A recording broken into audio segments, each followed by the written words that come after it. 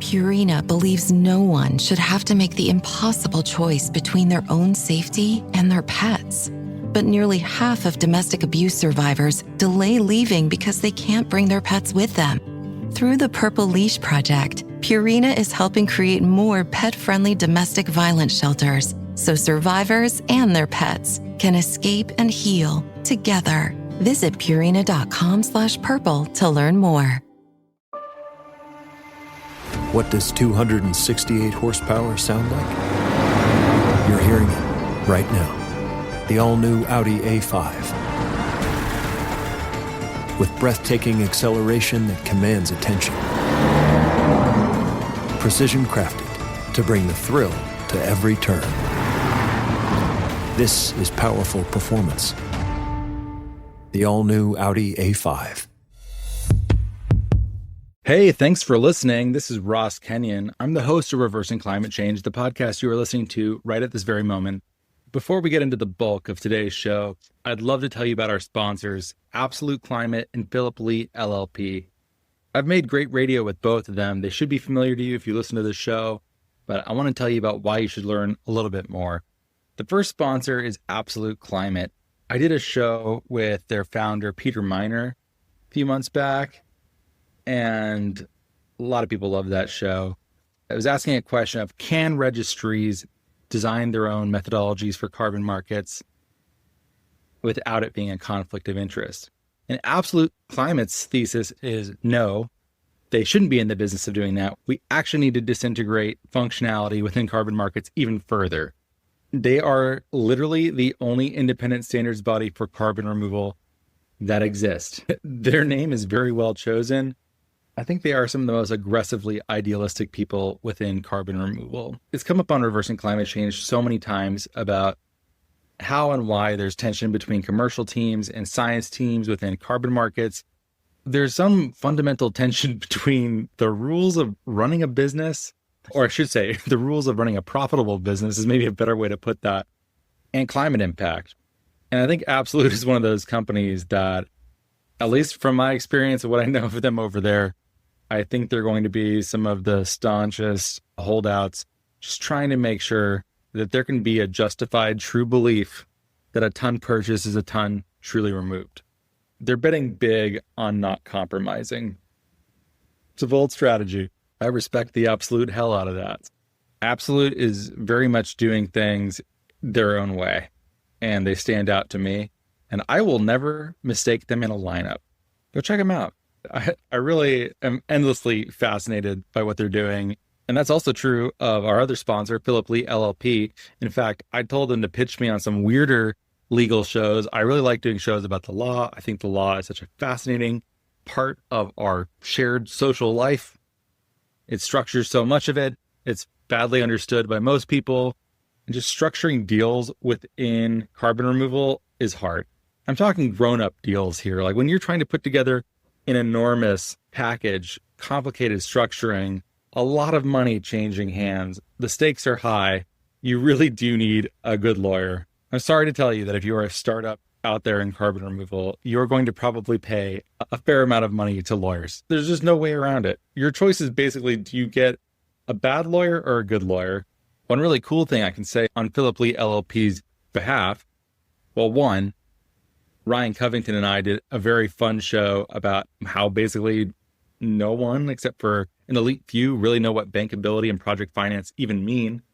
And he lays it out very clearly. If you'd like to go listen to that show, it's awesome and it's linked in the show notes.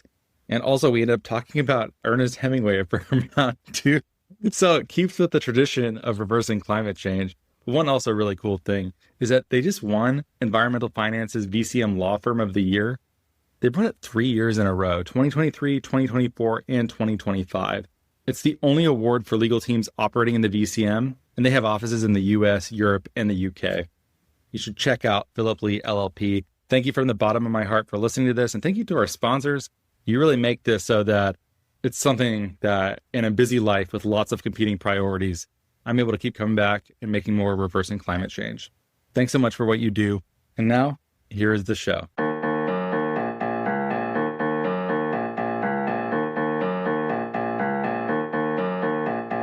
Hello and welcome to the Reversing Reversing Climate Change podcast. I'm Ross Kenyon, and I have been podcasting about carbon removal and things adjacent for more than 8 years. And I'm so happy to be here. Thanks for spending time with me. I'm so grateful to have you here. If you listen to this show regularly, you love it. Before you do whatever you do when you listen to podcasts, open up a Spotify, give me 5 stars on the Reversing Climate Change podcast. It would make a huge difference. The same thing is also very valuable on Apple Podcasts, and you have the option of writing a review on Apple Podcasts for Reversing Climate Change. Open up the app, go to the show, write a quick one, just say, I love this show, you should listen to. It can be that simple, it can be that quick, and it would be very much appreciated. There's also a paid subscriber option for $5 a month. It gets rid of all the programmatic ads, and also there's bonus content.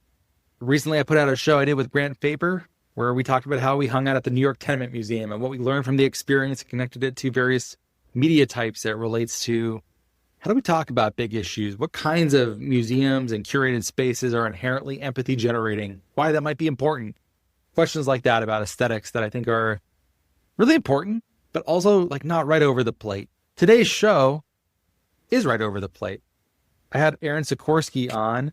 Erin is an author. She wrote a book called Climate Change on the Battlefield, International Military Responses to the Climate Crisis. Erin is the director of the Center for Climate and Security. She served in the U.S. National Intelligence Council and is someone that I really look to when trying to understand how climate change is going to affect military preparedness, disaster response, warfighting in the future. This conversation covers a lot. In fact, at one point, I think Erin even laughs and notes that this show is reaching to so many different parts of geopolitics, of security competition. We go through a lot. I used to worry about running out of topics for this podcast early on. I'm like, oh gosh, is there really going to be more to keep doing? Like, what else could there possibly be to make shows about? And it turns out there's no bottom. This topic is so interesting. It touches so much. It can affect so many things in our lives. There really is an infinite amount to discuss here. If you're listening, you can hear my genuine passion for this topic. I think it's really fascinating. I like sketching the future and thinking quite a lot about it. And as you can probably tell from listening, I also love sketching the past. The past is also, they do things differently there, as the old joke goes. And I really like learning from it, seeing how it rhymes with the present. What can we learn? What can we expect? And that makes this show especially relevant because we don't actually have that many cases where something like this has happened. Certainly not in modernity. I don't know that much more needs to be said right now. I hope you enjoy the show. Thank you to Erin for being here. The link to her book is in the show notes. You should pick it up and read it. It's a fascinating catalog of how militaries around the world are responding to climate change and thinking about their future of preparedness and which kinds of armed services are important to them, which kinds of hardware are important to them, which kinds of missions are important to them. It's a really fascinating book. I'm looking forward to diving into more of this in the future. I'm always trying to find more interesting geopolitical shows because, as I mentioned, I get so hyped up about it. It captures my imagination so powerfully. I hope you enjoyed this show. Here it is. Thanks for having me, Ross. Glad to have you. I really enjoyed your book. It's one of those books that got written that I think you got lucky that the U.S. military's composition has been changing recently and your topic ascended to news prominence. I wanted to start off with a basic grounding question that relates to that implication, which is, what is actually the relationship, at least in the U.S., and maybe you can go globally, between civilian administration and government and the military? I think people don't really think about it unless it's really bad and there's a coup or something like that. But what actually is the balance between these different parts of the government? Yeah, it's a great question. And, frankly, I wish I wasn't lucky that this topic had gotten so much attention given the changes here in the U.S., but it is what it is right now. In terms of the military is apolitical, right? In the United States, it is run by a civilian always that is appointed by who is elected president, as all the heads of other federal agencies are. But the military themselves that serve in uniform are meant to be apolitical and serve to implement U.S. policy, but not comment on politics or get involved in politics. And I think you saw that a few weeks ago when Secretary Hegseth gathered all the generals from around the world to come to Quantico outside Washington and gave a very political speech. You saw those generals sitting there in the audience, stony-faced, not reacting to that politics, which is what they're supposed to do and traditionally have done. In countries where they don't do that, that's where you see problems, right? When militaries can be deployed as a political arm of the government, that's traditionally been something the United States has really tried to avoid and look down upon. We take that for granted, and I think it's functionally invisible. Is it important? Are there some benefits to maybe having a more political military, or is it just inherently a dangerous way to organize a state? From my personal opinion, I think it can be dangerous, right? Because you never know what political leadership you're going to have, right? And you need the military's job is to defend the country, protect Americans and America, and we need them to do that without regard to politics. And so I think it's absolutely critical for a democracy, right, to have an apolitical military. The examples that I can think of besides just military juntas in various parts of the world or coups or just ruled by the military, I'm also thinking of the old joke about how most states have an army, but Prussia is an army that has a state. That's an old joke that's probably 100+ years old that still kind of rings true. Or I think about how in the interwar years, how Japan was governed by, at least partially by assassinations and by competing factions in the Navy and the Army.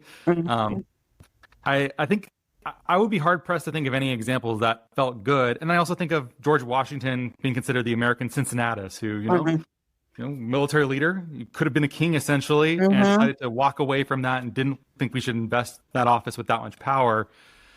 Those are all the examples I can think of, and that might be my bias geographically. That's where I'm from. Culturally, I just want to make sure I'm not closing the door to the possibility that rule by the military is actually somehow possibly a good thing. Saying this out loud sounds like I'm being so charitable that I've become a fool. Am I a fool? I mean, but I think you got to distinguish right between rule by the military and also that there are things outside of the military's core domain where they can play a beneficial role potentially, which is where I think you get into some of this conversation around climate and disaster response. But again, that's different than rule by the military. Fair enough. Yes. I've long been fascinated by multiple dimensions of this topic, both the changing geopolitical context here, security competition between states and how that's going to change in the Arctic, and the rise of economic autarky, and I don't know, just the way that American rhetoric is changing, where it used to be multilateral, now it's distinctly not multilateral anymore. I'm watching these things very closely and trying to figure out what it means for the climate and carbon removal. It has me pretty spooked. But I've also been encouraged by things. I'm pretty sure I originally got this from one of Jeff Goodell's books about how practical the military is. And they're just worried, like, hey, if Newport News is flooding all the time, it doesn't matter if it's red or blue. That's just bad for the military and preparedness. And they are a practical set of people, in my understanding, and they just want to get the job done for the most part. And yet politics almost gets in their way a lot. That's a story I have in my head. Is that true, or is it more complicated than that? No, I think it's absolutely true. I mean, the military is pragmatic, right? And practical. And, they experience climate hazards already in their day-to-day work and existence. I mean, you talk to any soldier that was deployed in Iraq or Afghanistan, and they recognize how extreme heat, right? How things can affect equipment, can affect your capacity to fight on the battlefield, but also how things like drought, for example, can affect communities in which you're operating, how it can drive support for extremists if you can no longer farm in your community, right? And you're looking for alternatives to support your family. What the Taliban might be doing or what ISIS and Iraq might be doing might seem more attractive. So they've kind of, even if they wouldn't call it climate change per se, they've experienced the effects, right? And I think that's why you've seen, some of the regional combatant commanders, military leaders who have led operations in the Indo-Pacific, for example, or in the Middle East, as some of the most vocal proponents of understanding and addressing climate change, because it affected their ability to do their core job, right?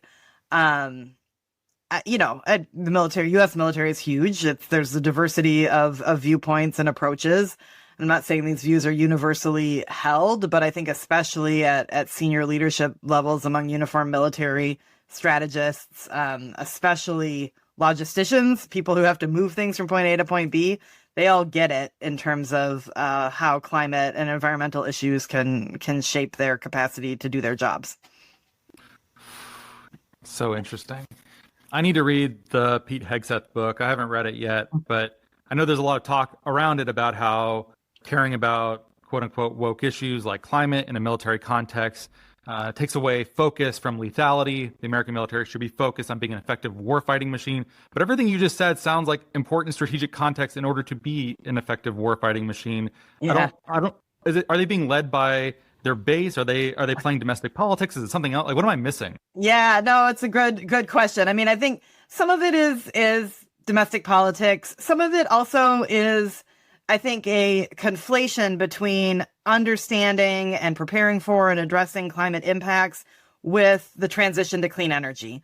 Because sometimes I think the conversation around militaries and climate focuses narrowly on the need for the military to decarbonize, right? And the need for the military to transition away from fossil fuels.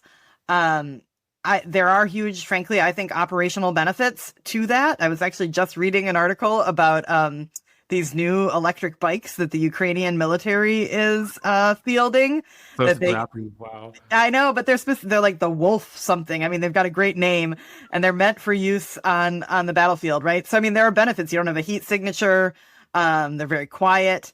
So I think when someone like Secretary Hegseth talks about climate being a woke issue, right, or what you hear from some Republican members of Congress at times is, there's no charging stations on the battlefield. We're not going to make electric tanks. They would weigh, a gazillion pounds. And that to me is a very narrow understanding of how climate change shapes national security issues. And what's interesting is when Hegseth, he's been saying this stuff publicly, called climate change, we don't do climate change crap anymore, is what he said in an interview.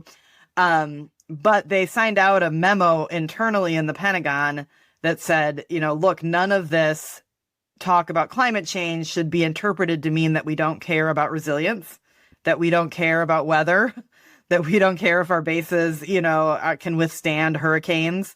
So when they say climate change, I think they really are focused on the fuel piece, right? The clean energy piece, not so much the broader understanding of how climate is reshaping security. Yes, and I think of something like the Great Green Fleet of biofuels powered U.S. Navy. Exactly. That might be something where you're like, is this the best use of biomass? And I don't even know if this ultimately, if it maths correctly. Right. Oh, exactly. So it's those experiences, frankly, that I think shape that conversation and just the larger polarization in the U.S. on the topic and the politics around it. Yeah. Are you able to make sense of what happened with Canada as the 51st state and Greenland will be ours, or whatever was essentially said? I'm not quoting it exactly right, but it seemed like those moves, whether they were feints, whether they were playing to the base, I don't really know exactly what happened because it just sort of fell out of the news about a month after it started happening. I don't know why. It cost Canada's Conservative Party the election. I don't really get what the upside was, but I think it was at least gesturing towards those parts of the world are changing. Obviously, there's a lot of security competition that's going to happen in the Arctic. Everyone knows it. Everyone's preparing for it. And yet it's like very obviously related to climate change. And yet, the president will go in front of the United Nations and say that climate change is the worst hoax that's ever been perpetuated upon the people of the world, or however he's again, not quoting exactly. How are these things happening at the same time? I can't keep track of all the. Tell me. I know. I mean, look, the cognitive dissonance or like contradictions in this administration are vast. But I do think it's interesting. I think Greenland especially is this recognition that the Arctic is a geopolitical challenge or space in a way that, frankly, it wouldn't be if we didn't have climate change. China, for example, would not be interested in the Arctic if it weren't melting, right? And wanting to have access, also, I think, access to critical minerals, to resources. I think the problem is, and this is why not bringing climate change into it is missing something, is that, if you're only worried about the Arctic in terms of how can we get whatever's up there, right, or control it, you're missing that if you get to the point where it's easier to operate up there and the ice has melted and there's commercial access and you can drill and whatever, there's a whole bunch of other things going wrong with the globe because of of climate change that are frankly more important to U.S. national security, in my opinion, than who, can try to drill for seabed minerals in one of the most challenging places you would ever think to try and drill for seabed minerals, if you will. So, I think it's important to talk about the Arctic and the changing geopolitics because of climate change, but also not lose sight of the fact that if we get to the point where the ice melts so much, where you have, the Greenland ice sheet collapses, or you have very minimal ice in the winter up there, that there's just going to be a whole lot of other stuff going on that's really dangerous for a lot of people, including in the United States, around the globe. This episode is brought to you by LifeLock. It's Cybersecurity Awareness Month, and LifeLock has tips to protect your identity. Use strong passwords, set up multi-factor authentication, report phishing, and update the software on your devices. And for comprehensive identity protection, let LifeLock alert you to suspicious uses of your personal information. LifeLock also fixes identity theft, guaranteed or your money back. Stay smart, safe, and protected with a 30-day free trial at LifeLock.com/podcast. Terms apply. Hey, Fidelity. How can I remember to invest every month?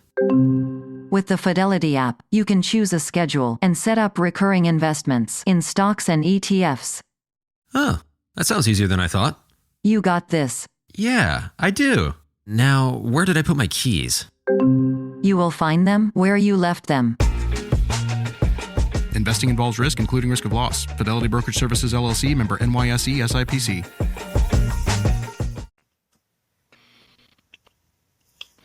Many of those things that would come about in a world that was changed in the way you describe are things that often drive right of center people, right-leaning populists, kind of berserk too. It's something like crop failure in a part of the world could cause mass immigration to Europe or to the US. And I think all of these places in the global north have some sort of incipient, right-leaning, xenophobic. I wish there was a non-pejorative way to say it. It's just like it's ours, and it's Fortress Europe and Fortress America, I think is what you refer to it as. Once that starts happening, it encourages people to think of scarcity, that people are coming after what is ours, and we need to protect it. And I think for us to have a planet that is not on a war footing permanently, maybe that's a dream too far, we probably shouldn't be encouraging like those parts of our psyches, I think. Right. No, I agree. And I think it's why it's when in the climate security conversation and the climate security community, it's really important to be careful about how we talk about migration, right? I mean, the migrants themselves are not a threat. It is the reaction to, they are at risk. They are the ones facing the threat, the biggest threat, right? And that reaction to migration can be really problematic and create security risks of its own. So, I think there's a version of quote unquote climate security that, as you say, is Fortress Europe, Fortress America. And we want to make sure we avoid that. But again, your other point is like, if these are really what you care about, these issues, then making investments, whether it's in climate adaptation or agricultural resilience or whatever it is, things that USAID was doing in the US, right? Things that the Feed the Future program was doing in the US. Those are small investments comparatively you can make to help people stay where they are. And so again, if that's at the end of the day, if that's really what you care about, the best way to help people stay in their countries of origin is to manage some of these climate hazards. That logic makes very strong, intuitive sense to me. Why isn't that being pursued in this way? I always feel like there's some piece of the puzzle I'm missing here, and maybe there isn't. Maybe you're just saying like, yes, you could choose to either pay for the prevention portion of it, or you can deal with it in an adversarial way later. There's some line, I think you're quoting Mattis or someone saying that you can, if you don't invest in diplomacy now, like buy me more ammunition. Yep. Those are your choices. Yep. No, exactly. And I mean, obviously this administration has been horrific in terms of the destruction of the development programs and all of that here in the US. But this argument has not been a winning one. Or it's been hard for even, the Biden administration, who seemed to get these issues, right? And not just in the US, but I think even in Europe and elsewhere, this longer term investment approach, right? This, $1 today to save $10 in the future, has always been a hard one for governments and politicians, I think, because we operate in such quick election cycles, right? I mean, how does that show return on investment or benefit to me and my community today?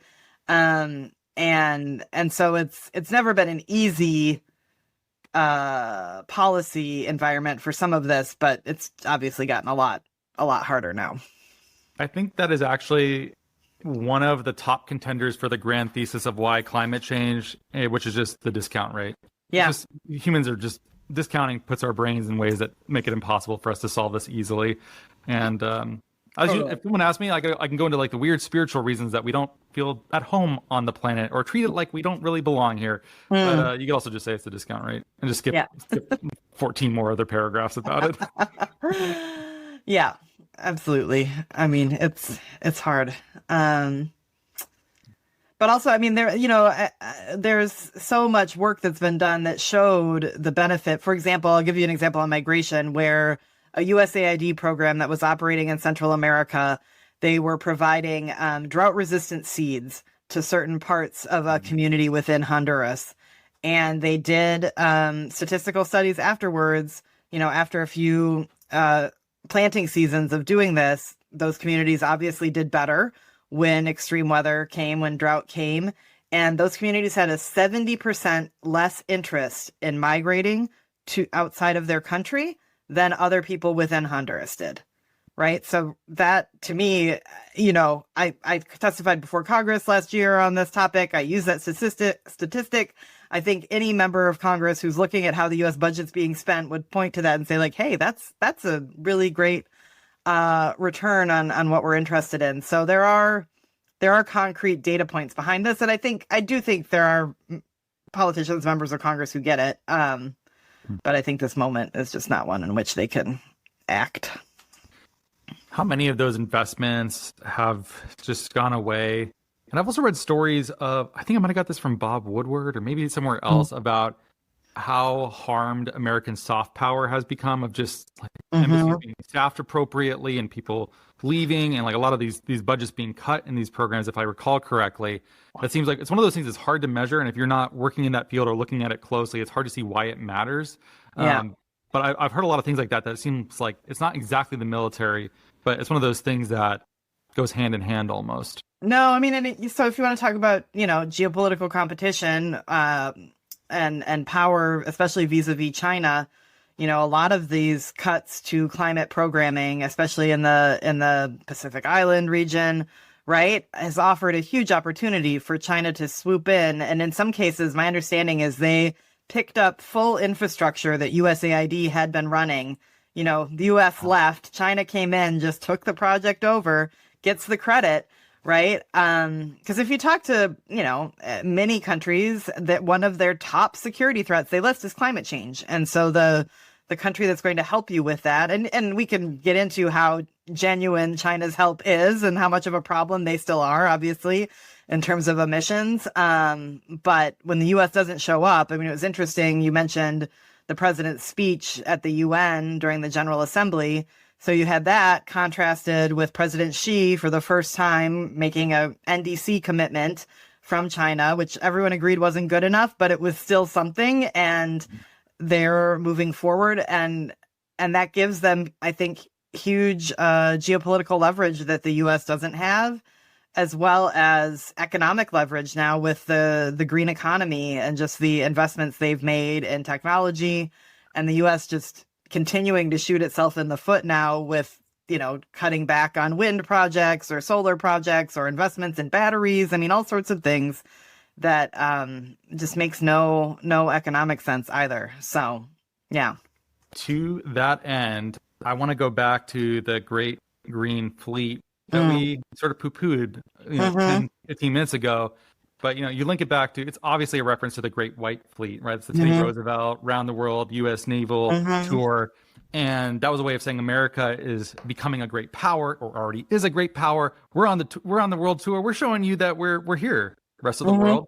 And it was an example of leadership. They even painted the fleet white rather than that gunmetal gray because they weren't trying to hide in the waves. And that's an interesting thing. And how important is the U.S. military for just brand management? That was an example of trying to raise the profile of the U.S. We don't really think about it because the U.S. is the world's brand for a country and has been for most of our lives. So we don't think about how important it is. And then, of course, the line is, Coca-Cola spends more than anyone else on advertising. That's why they're Coca-Cola. Is the U.S. military meant to be a sort of soft power arm as well as a hard power arm? Like, is that a way to conceptualize it? I think so. I think especially, I talk about this in my book about the role that the military has played in international disaster response after typhoons and wildfires and hurricanes. And that's, I think, given huge benefits to the U.S.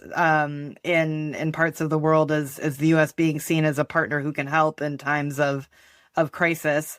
It also provides hard security benefits then when your allies and partners have resilient infrastructure.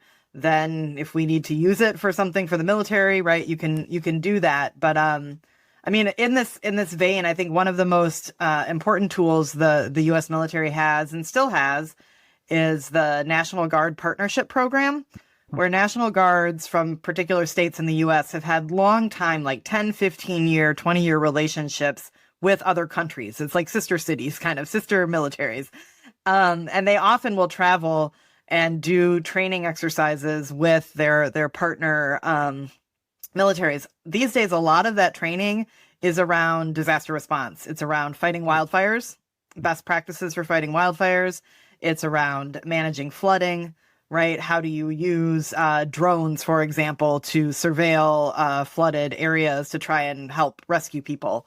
And there have been times over the past couple of summers when you've had these extreme heat waves and wildfires across Europe where National Guard members happen to be in capitals in Europe having these training exercises, and then some kind of disaster happens and the National Guard has helped deploy in those countries. And so I think, talking about soft power and strengthening that relationship, that's been a really important thing that the military has done. That then redounds not only to the U.S. broadly, but also to the military itself when it has to go ask those countries for something hard that it might need help with. Are we asking the military to do too much when we're asking them to focus on disaster relief and preparedness? Is that confusing the role of the military? Do people join the military to fill sandbags and fight forest fires? I don't really think that's why people go into it. Is that not a confusion? Why might it not be? Yeah, it is a real point of debate now. A lot of places, not only in the U.S. but elsewhere. I think the National Guard in the U.S. is kind of unique because I do think in many cases that people join that in because of interest in helping in their communities, right? That's often how they're used. But to our north, Canada, past 2-3 summers have had record deployments of their military to deal with wildfires, to evacuate communities, to help provide support. And military leaders there have complained significantly about this, saying this is distracting us from other training, our core duties. You need to come up with another plan, Canadian government. You can't always turn to us as the easy button. Similar conversations have been happening in Australia around firefighting there. But others will say, in Canada, for example, others will say, well, if the Canadian military's job is to keep Canadians safe, the number one threat many Canadians are facing now are wildfires and extreme weather events. And so should we not figure out a way to use our defense forces to support that? You also have had huge recruiting challenges with the Canadian military over the past decade or so. And there are some, and I make this point in my book, I don't know the answer to the question, but I wonder if the idea of, joining a force that is about helping your community, keeping your neighbors safe, keeping their homeland safe, right? Would that be of interest to more Canadians than saying we might need you to go to fight in the Indo-Pacific over Taiwan someday to support the United States? So I think those are important questions for militaries to be asking. I also think there are real places, as we were getting back to earlier on where places where militaries are not operating in democratic environments, when they can be deployed politically, that's a real problem for disaster response, because who's deciding which community gets the support from the military? When the military shows up in your community, is that seen as a positive thing, or is it seen as a threat? Right. So yeah, it's complicated. And certainly, I think in an ideal world, you would have civilians with the capacity to do the response. I think the challenge now is that extreme weather events are coming so frequently and so much more intensely, and than we're set up for. The military is often the only institution that has the logistic capacity, right? The discipline, whatever you need to be able to respond in a timely and fashion. Wow, fascinating answer with so many threads to pull on. I'm wondering if that still holds from your book, where you're talking about recruitment challenges in Canada and how the Canadian military was deployed for disaster response and wildfires. I think, especially now, many of the Canadians that I speak with are actively concerned about the 51st state talk. They don't think it's a joke or harmless saber rattling. I had someone talk to me the other day who were saying that Canadian identity is heavily provincial. I don't mean that in the pejorative sense. I mean, they are it's not that connected, and people live along the South, and it's very big. But this was a great unifying thing. Like, that kind of talk sort of, unified the Canadian people in a way. So I imagine, though, that if they are actively worried about can America be trusted, being focused on disaster preparedness and relief is likely going to feel in much more competition with just basic security guarantees for the Canadian state.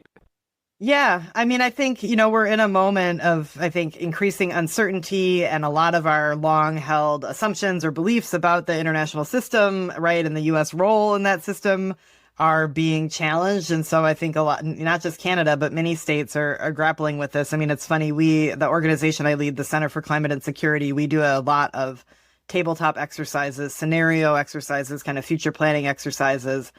And anytime we run those these days and have somebody try to play the United States, no one really knows how to play, do you play the Trump administration? Do you play how it used to be? Everyone's having a hard time thinking, if you're playing the U.S. 10 years from now, what does the U.S. actually look like, right? And so I think that uncertainty, you're right, makes it really hard. And we just, we live in a security environment where states don't have the luxury of only one type of threat they have to manage, right? It's not just threats from other states. It's not just threats from non-state terrorist actors. It's not just transnational problems without passports like climate and pandemics. It's all three of those things together at once, and they layer on top of each other. They interact with each other to create new threats. It's a really complex environment that requires different approaches and thinking. And I think few countries that's hard to grapple with. This wargaming sounds very fun. I think people sometimes think that the U.S. being less predictable, as it has been with the second Trump administration, is potentially a good thing for negotiation. It has a southpaw quality to it. We really don't know what's coming next, and that makes the U.S. surprising and powerful when it does move in a certain direction. My understanding of the relationship with India during the Cold War as a non-aligned party was very much like slow and steady growth, and we sort of got there like bit by bit, and it was like a big point of pride that the U.S. and the Indian relationship was growing and growing, especially because we're allied with Pakistan, and like it's a tense relationship, but it was getting better. And then stuff about the lobbying for the Nobel Peace Prize for the ceasefire. And then they sent Modi to the summit with Xi and Putin. You're like, oh God, what is happening with this? And so like, is the southpaw quality that good for negotiation, or is it actually really good as the world hegemon to just have this incremental, slow and steady predictability to it? Which of those do you actually want for creating a stable world order? Oh, I mean, I would take the slow and steady and the predictability over whatever is happening out of the White House right now. I think security guarantees only work if you have trust. For example, I think the tariff politics in particular show you that capriciousness. I mean, the choice that countries will make is to move on without the United States, and that'll take them a while, right? They can't do that overnight. But I think even if you get a new president who's more reasonable in 2028, whether Republican or Democrat, you're not going to come back from this with countries. And I just think we're only hurting ourselves, frankly, at this point, in the long run. That was my instinct too. Maybe if you're a secondary power, maybe some amount of less predictability can be. I'm actually trying to think, is there any, because these are all iterative games that we're building on. So any amount of unpredictability probably just spooks future cooperation. Like even if you feel like short term you win, does it actually make you better off medium or long term? I'm not even sure that it does. Yeah, I mean, it depends, right? And I think it depends what you're being unpredictable about, right? I think if they, I don't know, but I don't see any grand strategy behind what's happening right now. I just see very personalist politics that are about enriching a few and not about trying to really keep America safe. Well, as an American, I've been very focused on America and Canada. You're in the mix too today on the podcast.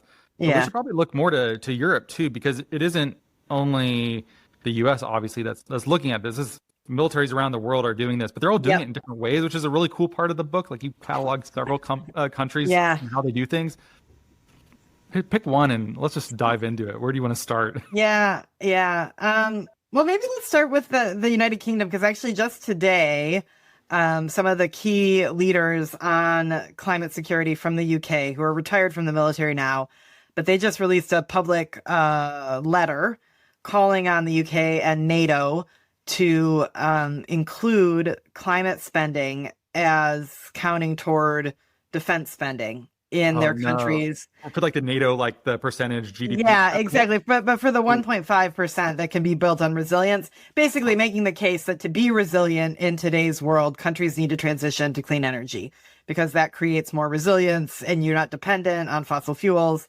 And so I think there's been, what I found in my book looking at the UK is this understanding that investments in clean energy can help build resilience, and that the military, a very kind of almost technocratic approach within the military of looking to technology and innovation as a way to allow the military to keep doing what it's doing, right? Not change any of its strategy necessarily, but do it in a clean energy way. So I think that's interesting. And I think there are a lot of leaders there that are trying to work closely with defense industry as well as clean energy industry to try and bring all these pieces together. And I appreciate that they've mostly managed to navigate the partisan politics of this there. I mean, you had UK hosting COP under Boris Johnson. The Ministry of Defense there has been very forward-leaning. But I do think there are limitations to that approach as well, which I talk about in the book, because I think you're not asking yourself the question, is climate change actually changing or shifting what we should be doing as a military, right? Or are there limits to our ability to adapt and manage these risks going forward? And there's a really interesting scholar out of the UK. He's at Loughborough University, a guy named Duncan DePledge, who's doing work on what he calls net zero militaries. But, he speculates, and I think this is hard to see in the moment, but would we ever get to a point where militaries are making decisions or countries are making security decisions about even going to war based on their emissions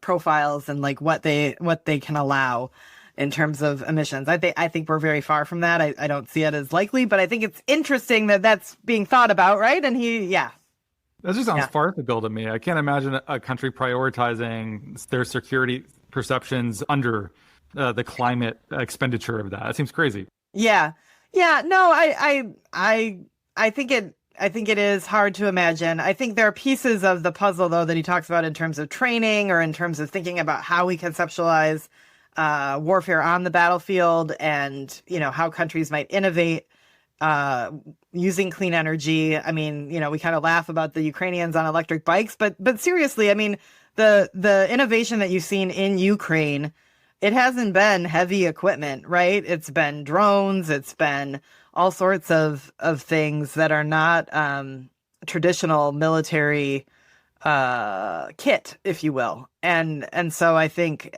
thinking about the role of clean energy in all of that is really interesting, frankly. And I think there are opportunities for militaries that push the envelope here to try and see what's possible. And I will say, I think you see some of that coming out of the UK.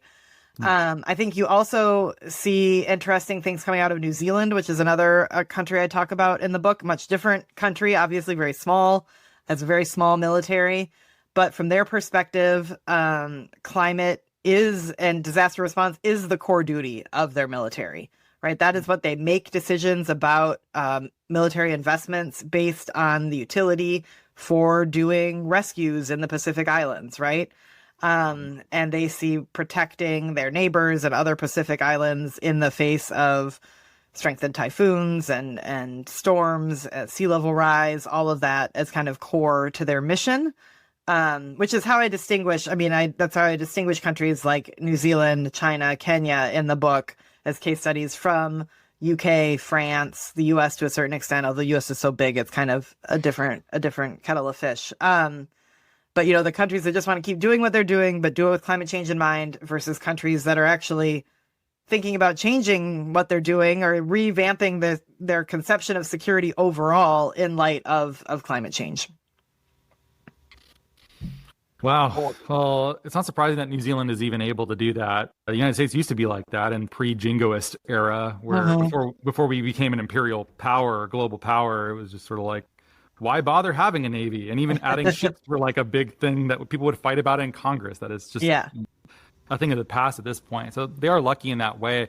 But maybe not. I think they're in a position to help. And I imagine there's probably some amount of self-interest where having an entire atoll nation go underwater means that they're going to be expected to take on many desperate people into a small country that I imagine the competition for resources in New Zealand is strained. Although I've heard there's actually a lot of bad immigration stuff, problems out of New Zealand, where people, like, they've recently loosened their immigration requirements because people will just come to New Zealand, get the like permanent resident visa, and then go to Australia where the wages are higher and like where the opportunity is greater. Interesting. But those aren't the same people that they're trying to attract. They're not trying to get, you know, if Tuvalu goes underwater or something like that, that's a different problem than, hey, it'd be nice to have Americans and Canadians coming here and bringing their fancy jobs and paying taxes here. That's a different kind of problem or politics. Yeah. Well, and I think also, you know, increasingly in the calculation for New Zealand too is competition with China and recognizing the risks that China can pose. And so they see their ability to help, you know, their neighbors manage climate hazards as an investment in countering China as well, and showing up for their neighbors in a way that then maybe limits China's ability to influence in some of those countries. So I think that's part of the calculation for them too. One thing you said about the body in the UK that proposed this NATO spending for adaptation, that just seems perfectly designed, perfectly engineered to piss off a NATO skeptic like Donald Trump. That just seems like, I can't think of something that would be more aggravating to American MAGA. Yeah, I mean, look, I was at the NATO summit in June, and they, you know, deliberately made sure that climate was not on the agenda at that summit at all, which was very different from the past 4 or 5 summits where Secretary Stoltenberg, who in part because of his past history as a climate negotiator, right, and his recognition that is important to NATO, you know, talked about it a lot. And I understand why they did that. They were very laser focused on keeping Trump and the U.S. in the alliance. But had there been a panel at the public forum where some amount of climate stuff was talked about, I can't imagine that would have been the reason. You know, and I think I think what the argument that these folks in this letter make, and they're all retired security leaders, so it's like the retired head of the Dutch Defense Forces and multiple generals and admirals from the UK and elsewhere. So they're not, they're not lefty tree huggers or anything. Their argument they're making is to build resilience within Europe, especially to threats from Russia, which is, the number one concern for most European countries, is you need a resilient grid. You need energy systems that are not reliant on external sources of fossil fuels, frankly, whether that was Russia or now even the United States, where there's a lot of uncertainty. I mean, they don't say that, but I think just that it's external... not uncertainty as long as you buy our LNG. Yeah. But that's the thing with this administration. Even if you do buy the LNG, it doesn't mean you're not, potentially in the crosshairs at some point for some other reason. So, and which is where, back to our earlier conversation about the uncertainty, I think can really hurt you is if people can't trust you. Anyway, but the point they make is the resilience, part of resilience is investment in clean energy. And I think this is a little bit, look, all the countries pledged 5%. 3.5 is supposed to be real, no kidding, defense. 1.5 is resilience and everything else. That 1.5% has been spent 10 times over now by countries, right? They're going to be counting things they have already done in that category. And so part of the argument here is you should think about and count investments in clean energy as part of that 1.5, and you should keep making those investments because they make you more resilient as a country. And I think that's a strong defense argument. I don't know. The administration won't like it, which is probably why NATO won't make a big deal about it and do it. But I think it still makes a difference to have security actors making that case and reminding countries, what it means to be resilient in the 21st century. And that means, new thoughts about energy. And they're not, JP Morgan at Climate Week a few weeks ago released a big report about this as well, and countries exploiting all of their diverse energy sources are the ones that are best positioned to succeed in this economy. And increasingly that means solar and wind and geothermal and other things like that. I used to be much more concerned about the future of NATO and how durable the agreement actually was, mostly because the personalism of Trump felt like we could skip all the institutions. I could just call these leaders up. I can cut a deal with Putin. We could be out of here right away. I could just solve this. And then we've seen that not happen. And then as recently as this week, sanctioning, I think it's actually today, sanctioning the Russian oil majors right now. I think that happened this morning in a way that has not yet been done. And he's publicly signaled dissatisfaction with Putin in ways that are new. And I'm wondering if my previous concerns about the durability of NATO were maybe overblown. And now we're seeing maybe, okay, there's a reason this exists. I'm not able to cut a deal. Maybe it is time to have some sort of multilateral kind of approach here. That might be too optimistic, but I'm catching like little green shoots on that. I don't know if that's true or not. No, I hope so. I hope so. We'll see. But yeah, no, it's a better place than we were maybe 6 months ago. So. Do you think NATO is a durable institution? I think so. I think as long as European countries see benefit out of it, and I think now, frankly, even with, Trump wobbly, I think Europeans think it's more important than ever. I think, Sweden and Finland joining, I think as long as the Russian threat there continues, it gives a purpose to the alliance that, is important. What do you think is going to happen with I want to call it Sino-Soviet. I got to call it some other term now. That no longer is a term there. The Sino-Russo relationship. Yeah. Yeah. All sorts of good questions all over the place. I think, it's interesting. I think that relationship is a fraught one, right? They have competing interests and don't naturally necessarily align. But in the face of the United States, and Trump in particular, I think that helps drive the two of them together. China has been, very supportive, if not perfectly vocally, but about Russia and Ukraine, that sort of thing. But I think it's risky. I think the Arctic, for example, is a place where, if Russia had its druthers, China would not be operating in the Arctic, or at least they would only operate there under Russian control / grace. But China has more money and more resources, and Russia is really stretched.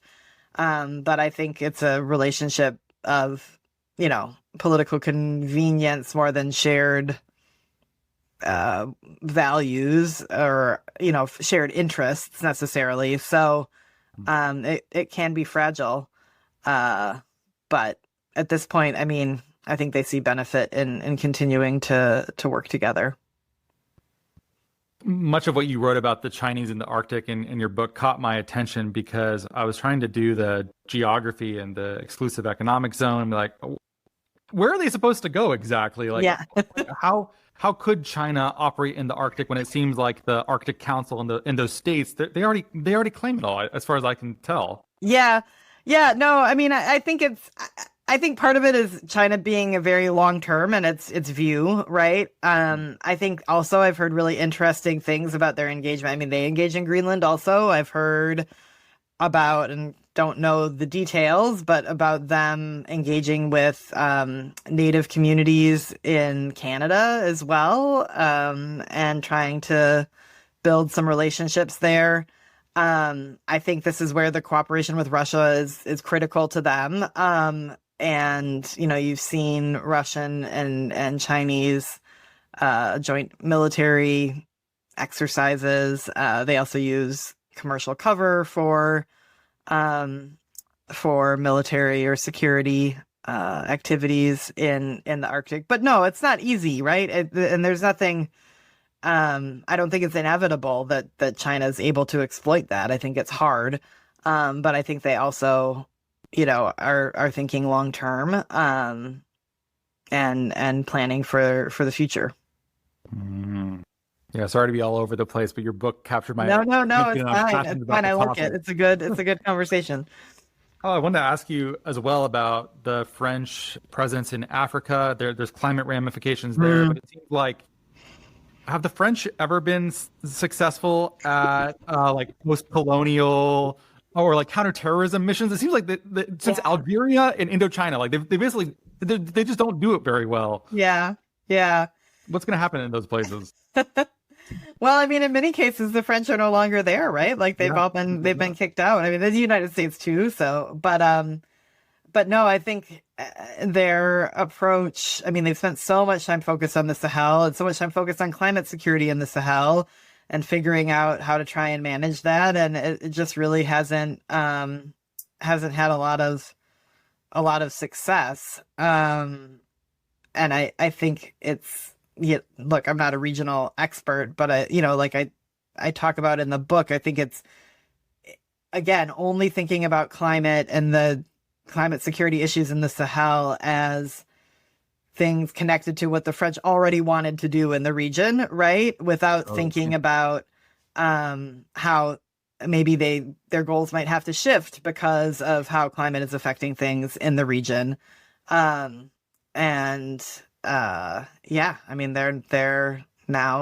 out of the game there to a large extent compared to, just a few years ago. So I think they haven't succeeded. Yeah. I wonder how much that presence there calms radicalism and calms some of those issues versus inflames it. Is there a sense of would this actually even be worth it, even if it worked? Yeah, no, well, it depends. How do you define worked, right? Like, I think that was part of the challenge is like, what exactly is the goal? Is it just to make sure people aren't migrating north to Europe? Is it to make sure the terrorist threat is managed? Is it to make sure that countries there are run democratically? What is the end goal? And I'm not sure on any of those fronts. Certainly not on are the countries run democratically? Have they succeeded? And I'm sure someone can make the argument that the activities actually contributed to the coups. But I think I could ask you about these questions all day long, Erin. I'm so excited about your book. I hope you'll keep writing more and more like this. I think it's such an important topic. I think it's fascinating and it's totally underreported on. So thanks, at least in like the mainstream climate I think they're a little too crunchy, I think, for some of this book. I love this. You can probably tell listening, I'm like, this guy's a military history, like kind of like diplomatic nerd. Yeah. Yeah.